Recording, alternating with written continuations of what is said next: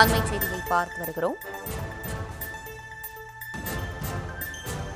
கோவை மதுரையில் மெட்ரோ வழித்தடம் அமைப்பதற்கான திட்ட அறிக்கையை திருப்பி அனுப்பியது ஏன் என பாஜக மாநில தலைவர் நயினார் நாகேந்திரன் கேள்வியை எழுப்பியிருக்கிறார். கூடுதல் விவரங்களோடு இணைகிறார் நம்முடைய செய்தியாளர் லதா. லதா, வணக்கம். விரிவான விவரங்களை வழங்கலாம். வணக்கம்.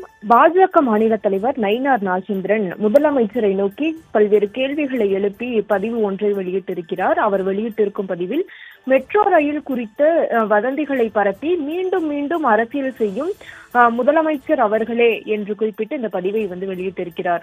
திடீரென கோவை மற்றும் மதுரை மெட்ரோ மீது அதீத அக்கறையை காட்டும் நீங்கள் முதலில் தங்களது திமுக அரசு சமர்ப்பித்துள்ள விரிவான திட்ட அறிக்கையில் உள்ள கூறுகளை முழுவதுமாக படித்தீர்களா என்ற கேள்வியை முன்வைத்திருக்கிறார். மேலும் கோவை மெட்ரோவிற்கான விரிவான திட்ட அறிக்கையில் ஏற்கனவே தற்போது இருக்கும் பயண நேரத்துடன் ஒப்பிடுகையில் மெட்ரோ ரயில் திட்டத்தால் பெரிய அளவில் நேர சேமிப்பு இல்லை என்று காட்டப்பட்டுள்ளது என்றும் திமுக அரசு அனுப்பிய விரிவான திட்ட அறிக்கையில் 14 ஆண்டுகளுக்கு முன்னர் உள்ள, அதாவது 2011ஆம் ஆண்டுக்கான அந்த மக்கள் தொகை கணக்கெடுப்பின்படி மக்கள் தொகை குறிப்பிடப்பட்டுள்ளதாகவும் 2025இன் உத்தேச மக்கள் தொகை ஏன் குறிப்பிடவில்லை என்றும் முதலமைச்சரை நோக்கி நயினார் கேள்வி எழுப்பியிருக்கிறார். மேலும் தமிழக அரசால் அங்கீகரிக்கப்பட்ட காம்ப்ரஹென்சிவ் மொபைலிட்டி பிளானில் மதுரையில் உள்ள தற்பொழுதைய பயணிகளின் எண்ணிக்கைக்கு BRTS, அதாவது பஸ் ரேபிட் டிரான்சிட் சிஸ்டமே போதுமானது என்று குறிப்பிடப்பட்டுள்ளது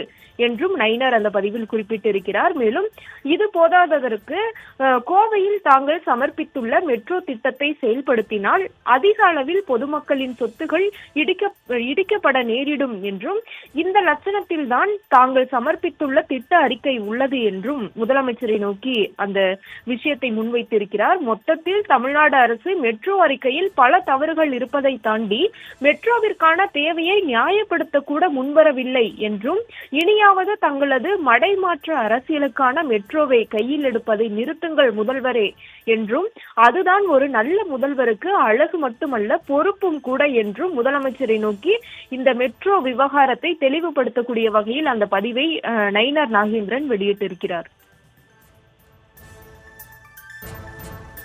விவரங்களை வழங்கியமைக்கு நன்றி லதா.